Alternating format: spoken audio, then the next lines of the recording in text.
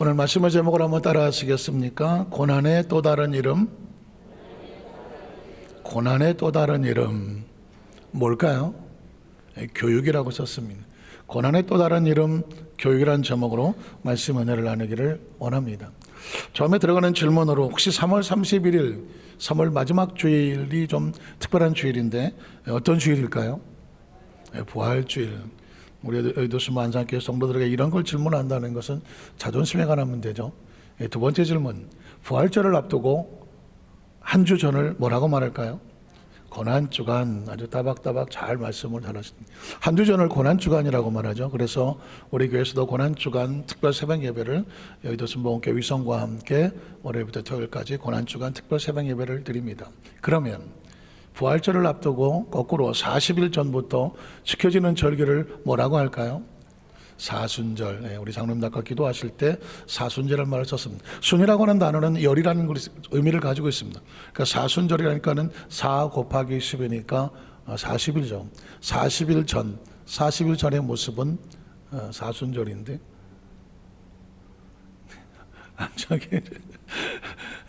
자, 그래서 사순절이란 말이죠. 사순절은 뭐 하는 걸까요? 그리스도의 고난을 앞두고 우리가 부활절을 맞기까지 어떻게 준비하며 거룩하고 또 그리스도의 신부된 모습을 잘 지켜 행하는 것인가, 이것을 묵상하는, 십자가를 묵상하는 주간이 바로 사순절 기간이거든요. 지금 우리가 사순절 기간을 지나고 있고 이제 고난 주간도 몇 주 앞두고 있고 부활절을 앞두고 있습니다. 오늘 성경을 읽다가 고난이라는 단어는 어떤 의미를 가지고 있을까? 어떤 사람에게 고난이라는 것은 고통이죠. 아픔이고 눈물입니다. 그런데 성경을 보면 놀랍게도 고난에는 여러 가지 이름을 가지고 있습니다. 우리는 첫 번째로 고난의 첫 번째 이름은 뭐냐? 교육이다, 훈련이다, 이런 의미를 가지고 말씀을 나누려고 하는 것입니다. 우리는 첫 번째로 고난을 당하기 전에 믿음의 선배 요셉이 받은 꿈의 내용입니다. 믿음의 선배 요셉은 이 고난의 가장 대표적인, 고난을 겪었던 사람이고 고난을 이겨낸 사람이고 고난 끝에 축복을 받은 사람인데, 그 고난을 겪기 전에 먼저 뭐가 있었을까요? 하나님이 주시는 꿈이 있었다는 것입니다. 요셉이 받았던 첫 번째 꿈을 한번 보겠습니다. 창세기 37장 5절로 8절에 보니까 요셉이 꿈을 꾸고, 꿈이라는 단어는 우리가 너무 익숙해 있죠. 그냥 내가 밤에 자다가 꿈을 꾼 것 같은 그런 느낌이세요. 그러나 꿈이라는 단어는 요셉이 꿈을 꿨다고 말하는 것은 자신이 꾸었던 꿈이 아닙니다.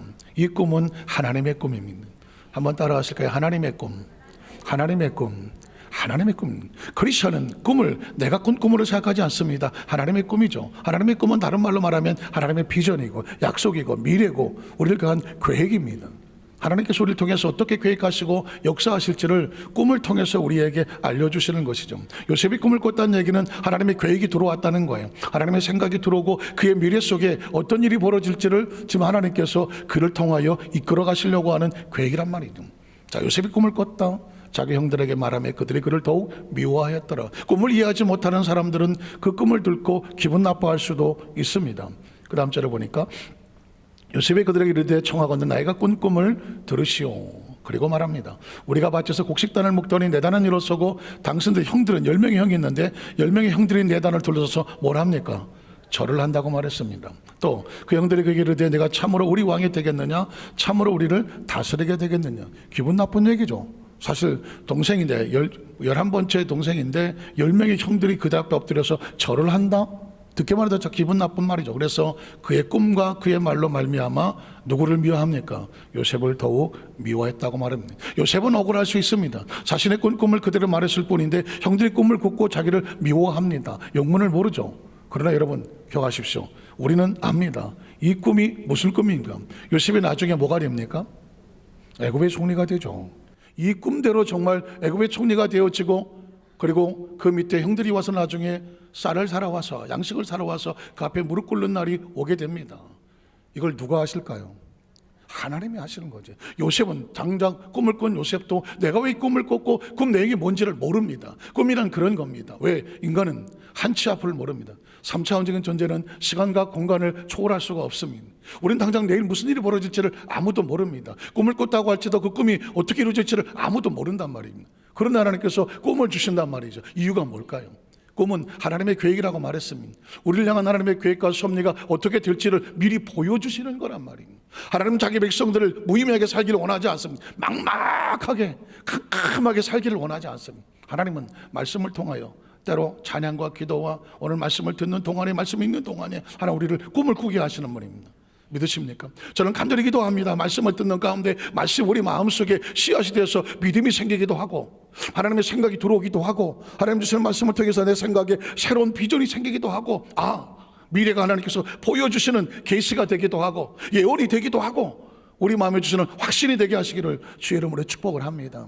하나님은 무의미하게 움직이지 않습니다. 하나님은 요셉에게 정확하게 그 꿈을 꾸게 하셨습니다. 비록 그것이 사람들의 말에게 말도 안 되는 말이고 다른 사람 미움과 시기를 받는다고 할지라도 하나님은 자신의 계획을 자신의 사람들에게 반드시 이루어 주시기 때문입니다. 요셉도 몰랐고 그리고 형들도 몰랐지만 하나님은 정확히 알고 계셨고, 사실 저와 여러분도 이 꿈이 어떻게 될지를 압니까? 모릅니까? 모릅니까? 우리는 알잖아요. 요셉이 나중에 국무총리가 되는 거 알잖아요. 뭘 통해서 알아요? 성경을 통해서 아는 것이니. 그래서 성경은 하나님이 주시는 꿈 얘기를 하고 있는 것입니다. 자, 놀랍게도 요셉은 두 번의 꿈을 꿉니다. 두 번째 받은 꿈은 어떻습니까? 창세 37장 9절로 11절에 보니까 요셉이 다시 꿈을 꾸고, 한 번만 꿔도 되는 꿈을 왜 두 번씩 꾸게 할까요? 성경의 글자는 숫자의 의미가 있습니다.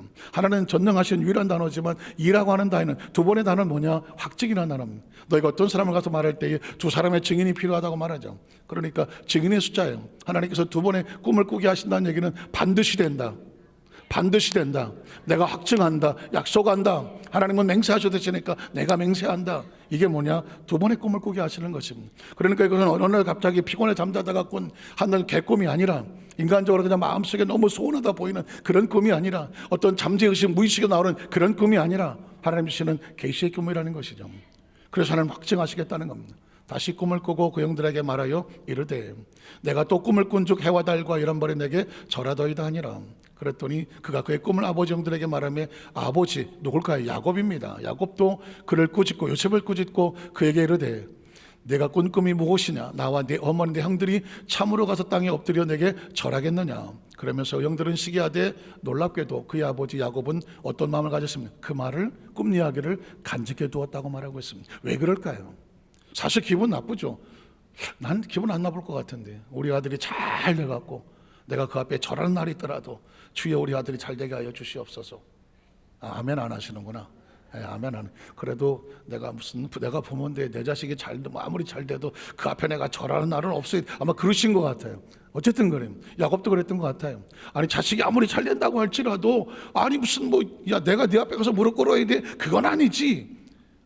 그런 거예요. 그런데도 불구하고 야곱이 마음속에 혹시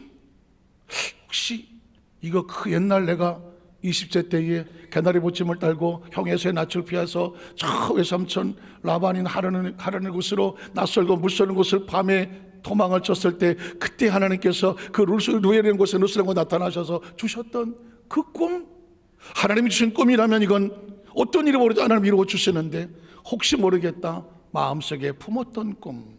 그래서 요셉의 꿈을 야곱은 가슴에 품었다고 말하고 있는 것입니다. 사랑하는 성도 여러분, 그랬습니다. 성경은 하나님의 사람들에게 절대로 그냥 막막하게 살게 하지를 원하지 않았어요. 아브라함을 만났을 때 제일 먼저 꿈을 보여줍니다. 친척 내 아버지 집을 떠나서 내가 내게 지시하는 곳으로 가라. 그러면 네가 하늘의 별과 땅의 모래같이 많은 민족의 조상이 될 거라고 말했습니다. 그럼에도 불구하고 낙심하고 좌절하겠는 그곳에 창세기 15장에 하나님은 아브라함에게 이렇게 너 텐트에서 장막에서 나와. 캄캄하고 어두워진 이 3차원의 세계, 절망과 좌절과 내 모습, 내가 이 나이에 뭘 하겠느냐 스스로 절망하는 그 의식에서 나와. 그리고 어디를 바라봐라? 하늘을 쳐다보라고 말했습니다. 밤하늘을 쳐다봐라. 밤하늘에 뭐가 있습니까? 무시 많은 별들이 있었습니다. 그 별들을 바라면서 하나님 말씀합니다. 네 자손의 하늘의 별과 같고 땅의 모래같이 많을 것이다. 꿈 같은 이야기 아니겠습니까? 환상 같은 이야기 아니겠습니까? 막막한 이야기 아니겠습니까? 그럼에도 불구하고 하나님 말씀합니다. 인간은 자신이 정해놓은 텐트 안에 갇혀서 계산하고 생각하고 이것저것 다 궁리해봐도 안 될 것 같으면 안 된다고 말합니다. 그런데 존재적으로 하나님은 텐트 안에 갇힌 존재가 아닙니다. 지금도 이 시간 여러분 말씀을 들어도 목사님이니까 그렇게 말씀하고 성경이니까 그렇게 말씀을 하는 거겠지. 여러분의 어떤 가다놓은 곳에서 벗어나지 않으려고 하잖아요. 근데 오늘 말씀을 선포할 때 여러분 마음속에 하나님의 꿈이 생기는 거거든요. 비전이 생기는 거거든요. 여러분 마음속에 나는 이런 존재로 가뒀던 그 텐트를 걷어버리십시오. 장막을 걷어버리십시오. 눈을 들어서 하늘을 바라본다, 하나님을 바라본다. 말씀을 듣는 가운데 하나님과 연결이 되어지고 하나님이 보는 것을 내가 보게 되고, 하나님 들으신 것을 내가 듣게 되고 하나님 말씀하는 것이 내 안에 들어오게 되는 것입니다. 이걸 믿음이라고 말하는 것입니다. 여러분, 순복음이란 하나님의 꿈을 꾸는 것입니다.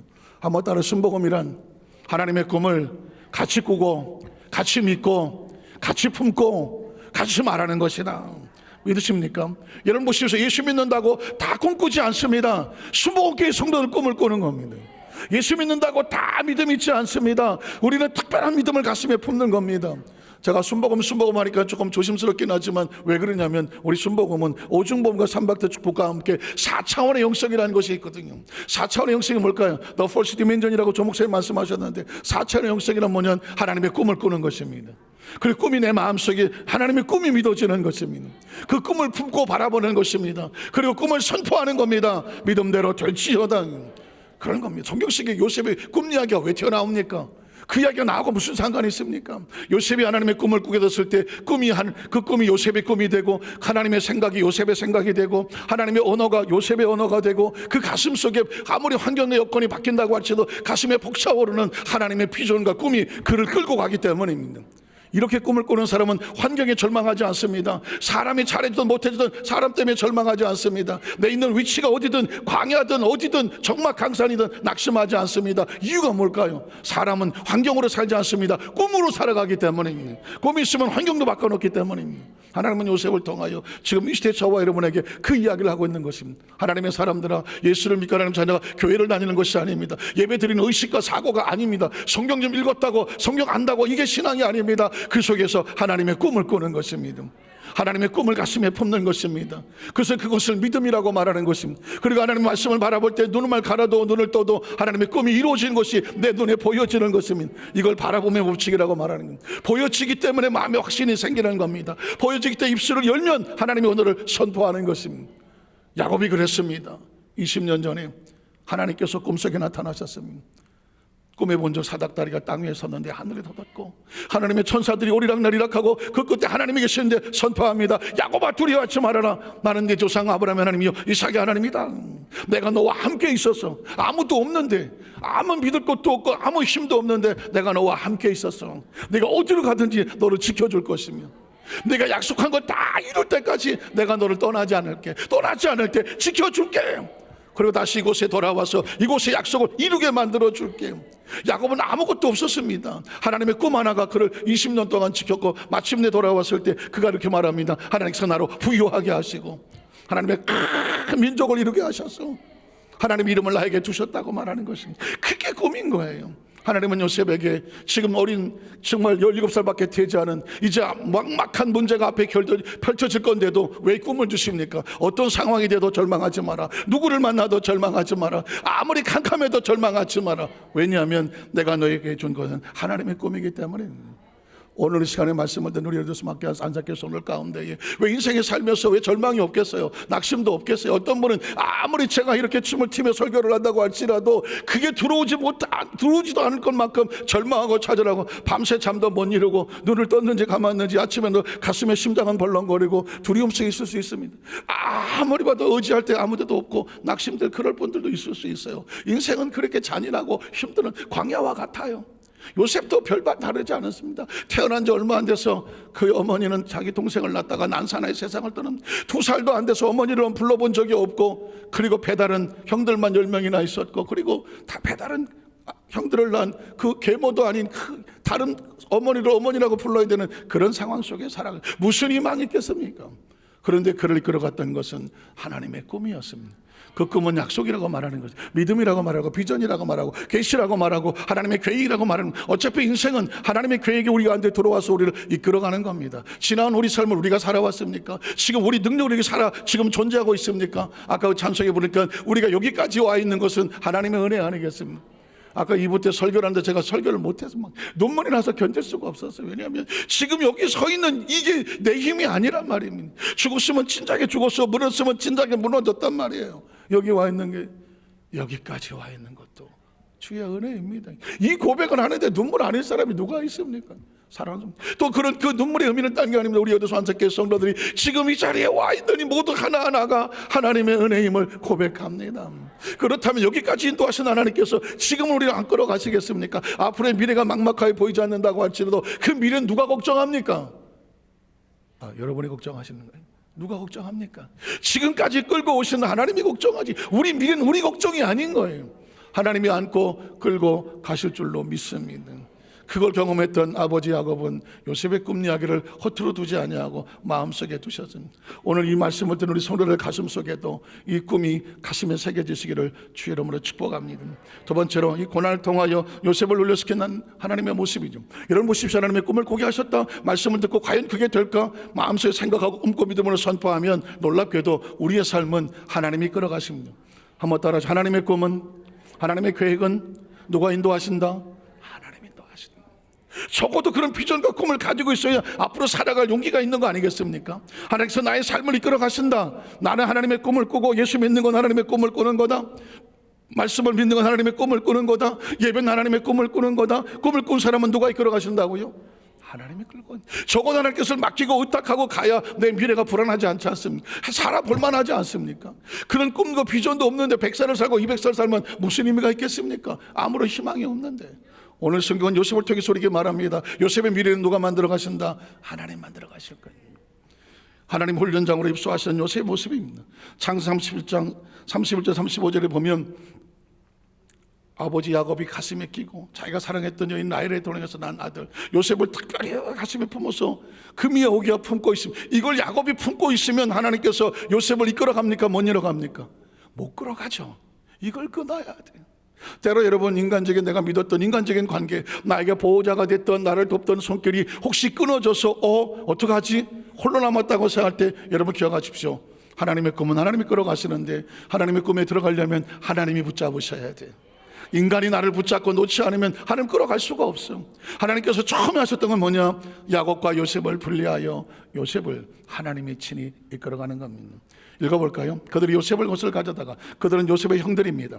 요셉 옷을 가져다가 수염을 죽여 그 옷을 피해 적시고 마치 죽은 것처럼 그의 채색 옷을 보내어 그의 아버지 야곱에게 가져가서 이르기를, 우리가 이것을 발견했으니 아버지 아들의 옷인가 보소서 하며, 아버지가 그것을 알아보고 이르되 내 아들의 옷이라. 요셉이라는 것이죠. 악한 짐승이 그를 잡아먹었도다. 그 아들들에게 속고 있는 야곱이죠. 요셉이 분명히 찢겼도다 하고 어떻게 합니까? 자기 옷을 찢고 굵은 배로 허리를 묶고 오래도록 그의 아들을 위하여 애통하더라.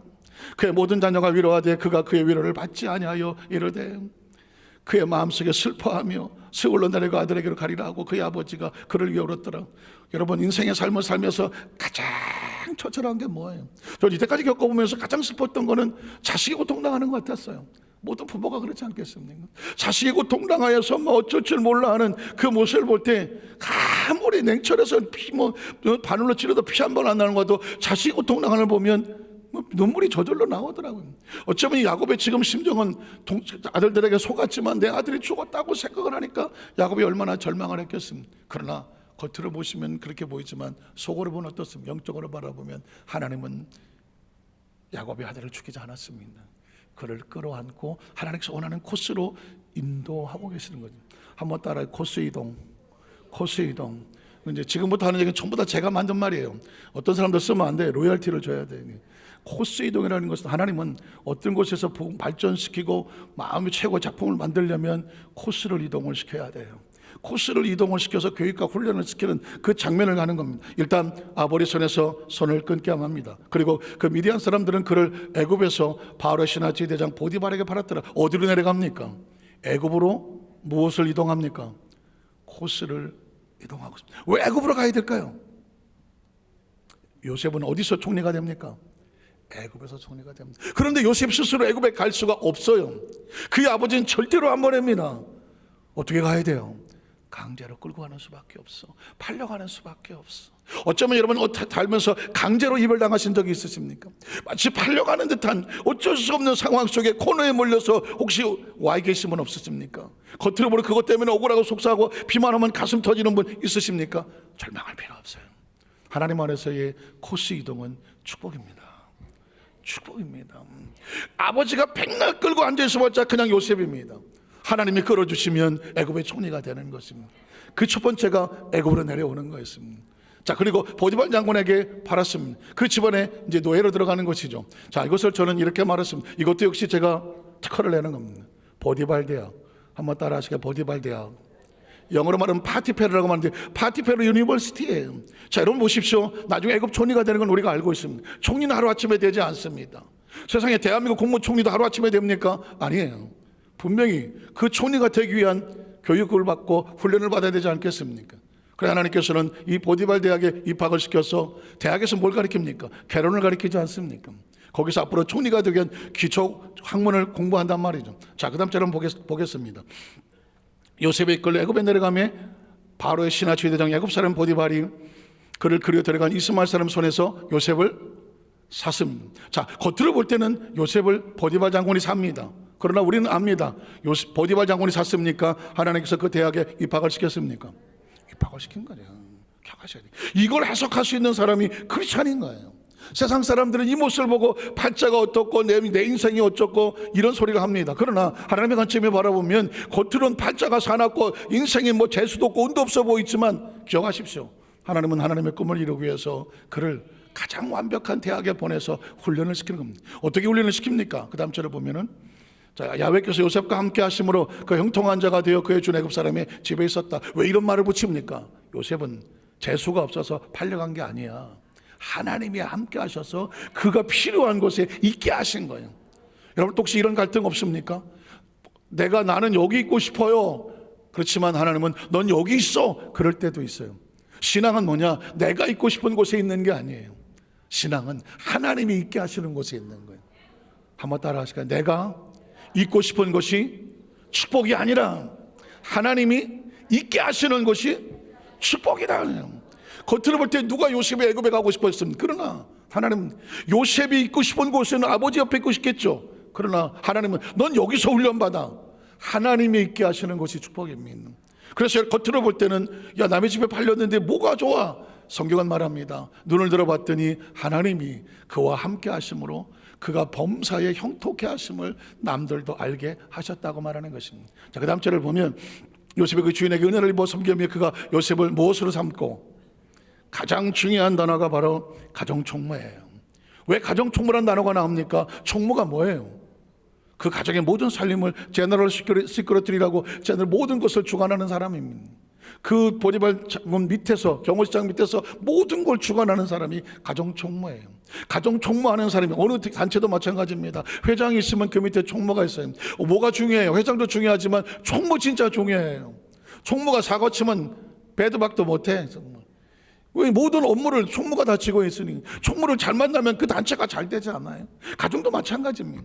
여기서 총무를 잘하는 사람이 더 큰 데 가서 총무를 하고 나중에 진짜 잘하는 사람은 국무총리도 하는 거죠. 국무총리는 나라의 총무라는 뜻입니다. 그 나라의 총무가 되기 위해서 한 집에서 총리 교육을 받는, 그래서 제가 파티페르 유니버시티라고 말하는 것은, 보디발 대학이라고 말하는 것은 여기서 총리가 되기 위한 기초교육 학문을 배우는 겁니다. 배우지 않고는 절대로, 교육과 훈련받지 않고는 절대로 큰 일을 할 수가 없기 때문이죠. 하나님은 자기 백성을 이렇게 교육과, 겉으로 볼 땐 고난처럼 보이지만 하나님은 교육과 훈련시켰습니다. 어느 정도 잘했냐면 자기 소유를 다 그의 손에 위탁했다고만, 모든 걸 맡겨도 안심할 만한 신뢰를 얻고 실력을 얻었습니다. 그 요셉에게 자기 집과 그의 모든 소유물을 주관한 때부터 야훼께서 요셉을 위하여 그 앱사람의 집에 복을 내리심으로, 하나님의 교육과 훈련을 받으면 겉으로 볼 때는 힘들고 어려울지 모르지만 하나님 그 사람을 복 있게 하시는 것입니다. 무엇이 복이냐? 하나님의 교육과 훈련을 받고 하나님 손에 맡겨져서 만들어가는 사람, 그 사람이 복 있는 사람이에요. 성경은 그렇게 말하면, 그래서 요셉을 복을 주셨다고 말하는 거죠. 요셉에게 복을 주셨고 야훼 복에 그의 집과 밭에 모든 수에 미친지라, 복 있는 사람이 하나가 들어오니까 같이 있는 모든 사람들이 함께 복을 받는 거죠. 이럴 때면 늘 기도하는 제목이 있습니다. 우리 에도스 만삭회 모든 욕시 예배 참석한 모든 성도들이 복 있는 사람이 되셔서 우리 성도를 통하여 그 집안이 복을 받게 하여 주시옵시고, 그가 속한 단체가 복을 받게 해주시고 직장이 복을 받게 해주시고 우리 성도를 만나는 모든 사람들이 함께 복을 받는 역사가 있게 하여 주시옵소서. 근거는 요셉으로 인하여 그 집안이 함께 복을 받았더라는 것입니다. 주인이 그 소유를 다 요셉의 손에 위탁하고 자기 먹는 음식 외에 간섭하지 아니하였더라. 요셉은 용모가 피어나고 아름다웠더라. 그 후에 그의 주인의 아내가 요셉이, 그 후에가 뭐예요? 이제 공부를 다 마치고 뭔가 문제가 다가와요. 주인의 아내가 요셉에게 눈짓하다가 동침하기를 청하니 요셉이 거절하며 자기 주인에게 아내에게 이르되, 내 주인이 집안의 모든 소유를 간섭하지 아니하고 다 내 손에 위탁하였으니, 못하겠다는 거죠. 아무리 그 주인의 아내라고 할지라도 유혹을 하더라도 내가 당신의 말을 들을 수 없다, 이 얘기를 하는 거예요. 문제가 생겼죠. 문제가 생기면 뭐예요? 코스 이동할 때가 된 거죠.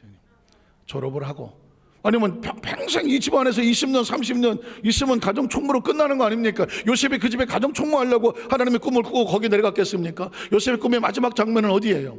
애굽의 총리가 되는 거예요. 그냥 대학은 과정이에요. 나 대학이 너무 캠퍼스가 좋아서 여기 한 30년 다닐래요, 이런 사람은 없어요. 빨리 졸업을 하고 그 다음에 어디로 가야 돼요? 대학원으로 가야죠. 전문교육을 받으러 가야 되지 않겠습니까? 그러기 위해서 어떤 문제가 생겼을 때 그 문제 때문에 옳망하고 절망하지 마라. 자신을 유혹하고 억울하게 만들었던 보디발 장군의 부인을 때문에 절망하고 좌절하지 마라. 왜? 비록 그 사람이 내게 억울하게 내가 누명을 쓰고 성폭행을 올려서 감옥에 들어간다고 할지라도 이걸 하나님의 관점에 보려면 코스 이동으로 보면 됩니다. 한번 따라하세요. 코스 이동. 코스 이동. 이런 관점으로 하면 세상에 원망할 사람 없어요. 낙심할 사람 없어요. 상처 입을 사람 없어요. 내가 하나님 안에 있다고 하면 그분이 나를 이끌어 가신다. 한번 따라, 그분이 나를 이끌어 가십니다. 믿으십니까? 지금 요셉은 우리에게 그 얘기를 합니다. 사랑하는 여의도 만사께서 성도 여러분, 나를 보십시오. 나의 세계를 바라보십시오. 내 삶을 뒤돌아보니 내 삶의 모든 것들은 하나님이 이끌어 오셨습니다. 내 힘이 아니고 백도 아니고 어떤 재수와 운도 아닙니다. 그분이 나를 이끌어 오셨습니다. 그의 주인이 자기 아내가 자기에게 이르기를 당신의 종이 내게 이같이 성폭행을 했다, 도망쳤다 하는 말을 듣고 심히 노했습니다. 그래서 어떻게 합니까? 요셉의 주인이 그를 잡아다가 옥에 가뒀습니다. 그 보디발 장군의 집에서 쫓겨나는 것을 뭐라고 말한다? 대학 졸업이라고 말한다. 그 집에서 어떻게 나와요? 도망칠 수도 없고 내보내 주지도 않아. 방법은 뭐예요? 쫓겨나는 거야. 때로 여러분, 사람에게 억울함을 당하고 마치 쫓겨나는 것 같고 밀려나가는 것 같고 어려움을 당한다고 할지라도 이게 하나님 안에 있다고 하면 절대 실망할 일 아니에요. 사람 붙잡고 너 죽고 싶어 할 필요도 없어요. 원한 품을 일도 없어요. 요셉을 보면 놀랍게도 그 과정을 마치고 졸업하고 코스 이동하는 거예요. 대학원을 가는 거예요. 그 대학원의 이름이 뭐냐? 킹스 칼리지예요. 국립대학이에요. 왕이 세운 감옥이에요. 여기는 나라에서 세운 거니까 들어간 밥죽은 다 해줘요. 숙식 제공하는 곳이에요. 남들이 볼 때는 감옥이라고 해서 좀 찝찝하게 보일지 모르지만 놀랍게도 하나님은 요셉을 왕의 감옥으로 끌고 들어갑니다. 그래서 왕의 국립대학원에 훈련받는다고 말했습니다. 혹시 이것도 제가 만든 말이에요? 아무나 쓰면 안 되는 말이에요. 로열티 지불하고 만들었어요. 자, 왕의 국립대학원에 훈련을 받습니다. 왜 대학원이 필요할까? 역시 여러분, 대학을 다니면 못 하겠지만 대학은 개론을 가르칩니다. 그리고 개론을 마치고 나면 이제 전공이 생겨요. 전공을 하면 대학원에 가서 신학할 때 뭐 조직신학, 뭐 구약신학, 신학신학, 무슨 뭐 상담학, 교육, 기독교 교육, 조직 뭐 전문 메이저가 생긴단 말이죠. 전공이 생기는 거예요. 그 전공이 생기면 그 전공 속에 들어가서 전문가들에게 좀 더 세밀하게 드디어 논문을 쓰기 시작한단 말이죠. 자, 국립대학원에 들어갔더니 누가 기다리고 있습니까?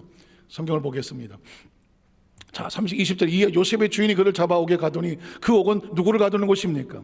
왕의 제수는 그냥 잡범들이 아니에요. 왕의 제수는 적어도 장관급 이상이에요. 왕을 곁에서 모시던 사람들이거든요. 그러니까 다 왕궁에 있는 전문가들이에요. 자, 요셉이 나중에 총리가 되려고 하면 그 왕궁의 모든 것들을 알아야 되는데 어떻게 한꺼번에 다 알겠습니까? 그것도 팔레스타인 사람이, 히브리 민족이 거기 와서 어떻게 알아요? 방법은 하나, 3년 동안 집중 교육 받는 거예요. 감옥 안에 딱 어디 가지도 못해. 하루 24시간 한 사람 한 사람 개인 레슨을 받는 거죠. 3년 동안에 왕을 어떻게 모셨는지, 의전은 어떻게 했는지, 경호는 어떻게 했는지, 숙세는 어떻게 했는지, 회계는 어떻게 했는지, 재정은 어떻게 했는지, 이 모든 것들 다 궁중의 예법까지 다 배우는 거죠. 어떻게 생각하십니까? 이건 엄청난 축복 아니겠습니까? 고난의 또 다른 이름은 뭐냐? 교육이에요. 훈련이에요. 교육과 훈련을 받지 아니하고 절대로 리더가 될 수가 없어요. 어떤 팀의 리더가 되려고 하든 어떤 것을 끌어갈 수 있는 힘은 아무것도 모르는 사람에 세웠다간 아무것도 못하는 거예요.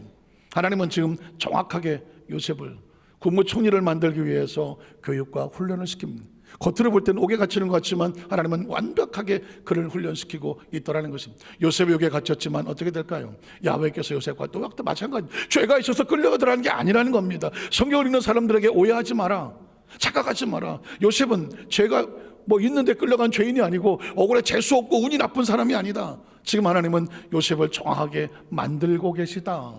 이 말씀을 확인하기 위해서 끊임없이 함께 하시고 그에게 인자를 봐서 간수에게 은혜를 받게 하심에 어떻게 합니까? 간수 옥정제사를 다 요셉의 손에 맡김으로 아무 때나 가서 개인 레슨을 받을 수 있는 그 재반삼을 요셉이 다 처리하고 간수상을 그 손에 맡긴 것을 무엇든지 살펴보지 않았다. 그래서 어떻게 야훼께서 오잡과 함께 하심으로 야훼께서 그를 범사에 형통하게 하셨더라. 여러분 성경을 보면, 겉모습을 보면, 아마 영화를 만들면 요셉은 그냥 남의 집살이 10년 하다가 감옥에 들어가서 3년 동안 이러고 있으니 이 얼마나 힘들어 보입니까? 그러나 기억하십시오. 그 속에 내면을 살펴보면 하나님은 정확하게 만들어 그 코스를 이동한다는 게 결코 여러분 인생을 살면서 들어보면서 내 인생은 왜 그 모양이냐 할 필요가 전혀 없어요. 때로는 하나님께서는 교육과 훈련을 통해서 우리를 만들어가지고 제가 이 부분에 저도 경험이 많이 있거든요. 제가 군대 가기 전에 또 대우라는 곳에, 예전에 김우중 씨가 세상은 넓고 할 일은 많다 하면서 뭐 대한민국 수출 무역에서 대우가 가장, 요즘은 뭐 별로 잘 빛을 못 보지만 한창 날릴 때가 1970년 80년대거든요. 그때 제가 대우 실업에 있었어요. 그래서 뭐 본사가 서울역에 있었고, 그리고 이제 의정부에 하나 있는 사옥이 있었고, 동두천에도 사옥이 하나 있었는데, 제가 이제 의정부, 이제 집이 쌍문동에 있어갖고 번덕에 있어서 의정부 쪽에서 사옥에서 거기서 근무를 했습니다. 2년 정도 근무를 했었는데, 그러면 이제 편안하거든요. 그런데 갑자기 이제 신사옥이 동두천에 생기면서 여기 있는 직원들을 빼가는 거예요. 그런데 멀기도 하지만 뭔가 다른 사람은 다 있는데 몇 사람만 뽑혀간다는 게 꼭 무슨 좀 쫓겨나는 것 같기도 하고, 뭔가 자존심도 상하고. 그래서 제가 젊은 나이에 어떻게 했냐면, 아저씨 나 안 다녀. 그래갖고는 토요일날 사표를 써서 여직원한테, 이거 저 주일 월요일 아침에 과장님 출근하시면 사표 사직서 냈다고 그래. 내가 내고 싶지도 않아. 기분 나빠. 좀 내줘. 그리고 이제 난 월요일날 출근 안 할 거야. 주일날 기분으로는 분명히 그냥 가기 싫고, 난 막 무슨 쫓겨나는 것 같기도 하고, 무슨 따돌림 당하는 것 같기도 하고, 마음도 아픈데 안 가. 그러고 있는데 기도하는 가운데 제 머릿속에는 가봐, 더 좋아. 이게 가보지도 않나, 어디 있는지도 몰라, 가본 적도 없어. 다만 일단 의정부도 힘든데 동두천은 또 모양이야. 마음이 안 좋아. 그런데 가봐. 밤새 고민하다가 아침에 새벽에 벌쩍 일어나서 월요일 아침에 벌떡 일어나갖고 회사로 갔어요. 가갖고는 앞에서 기다렸어요. 여직원 올 때까지. 여직원이 오길래 그 사표 어디 있어? 과장님 드렸으니 아직 안 드렸어요. 일로 줘. 받아갖고 빡빡 찢어놓고, 그래 가보자. 무슨 죽기 하겠어. 가보자.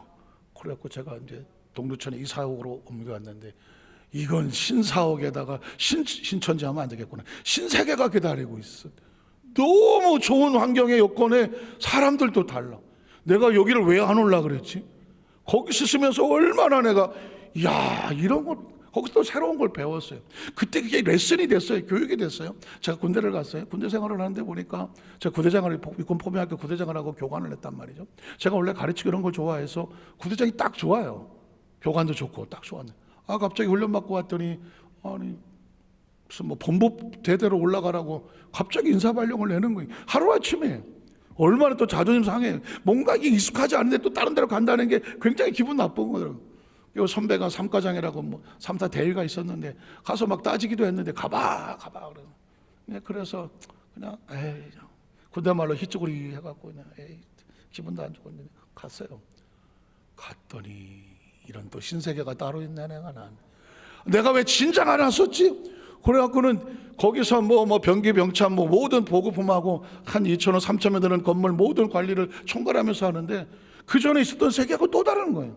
그때 제 머릿속에 딱 두고 있는 게 있어요. 우리가 함부로 판단할 게 아니에요. 지금 생각해서 목회를 해보니까 하나님께서 필요하셔서 가서 교육도 받고 훈련도 받고 티칭도 하고 상담도 하고 관리도 하고, 나중에 제가 목회를 해보니까요, 목회가 뭐예요? 모든 성도를 관리하고 상담을 하고 가르치고 또 교육하고 뿐만 아니라 전체 건물을 관리하고 모든 것들을 때로 수리하기도 하고, 이런 것들을 전부 교육을 제 20대 때 하나님 다 시켜버린 거예요. 그러니까 목회를 하고 딱 나 35살에 담임 목사를 하고 원당에 나왔는데 그냥 익숙한 거예요. 낯설고 어려운 게 하나도 없는 거예요. 왜 그랬을 것 같아요? 하나님께서 미리 훈련을 시키는 거예요. 그때 제가 여러분 여도수 만사계 성도에게 말하는 게, 지금까지 인생을 살아면서 여러분 인생을 되돌아보란 말입니다. 인생을 절대로 그냥 세상적인 관점으로 바라보지 마세요.